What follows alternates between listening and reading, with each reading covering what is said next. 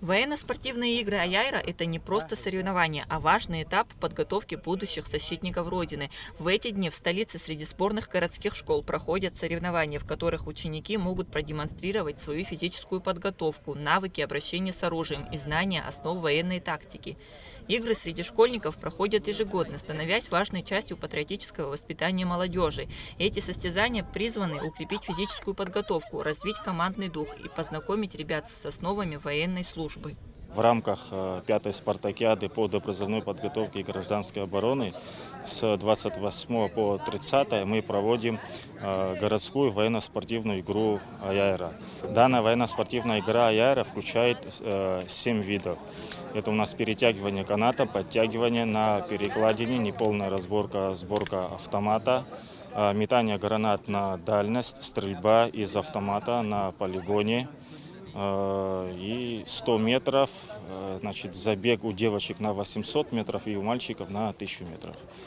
Важным элементом военно-спортивных соревнований является строгое соблюдение правил безопасности при выполнении всех упражнений. Судейская коллегия, в состав которой входят военные преподаватели, осуществляет контроль за соблюдением правил и обеспечивает честное и объективное судейство. Из победителей сформируют сборную команду города, которая будет участвовать в республиканских играх.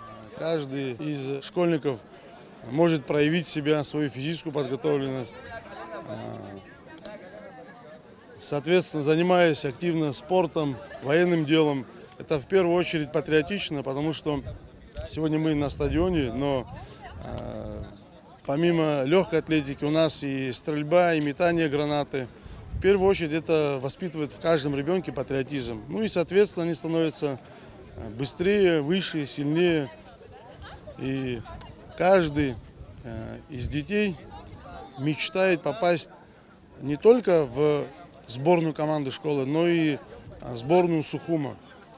И сегодня, определяя команду из 4 человек, могу вам с уверенностью сказать, что практически в каждой школе есть гораздо больше детей, которые хотели бы попасть, но, соответственно, по определенным критериям, выбирая самого быстрого, самого сильного, всего представляет 2 мальчиков и 2 девочек.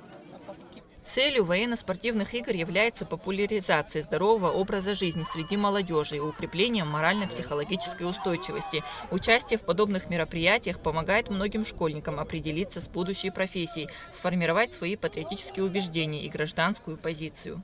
Не очень довольна результатом, потому что это не личный рекорд. Могла лучше.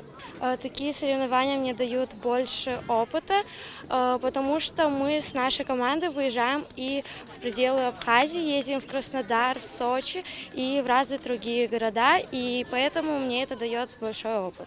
В школе во время физкультуры я просто случайно прыгнул 4,90, и мне наш тренер сказал идти на легкую атлетику.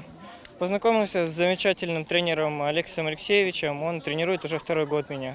Да, я собираюсь продолжать, хочу в будущем, если возможности все позволят, стать тоже тренером по легкой атлетике.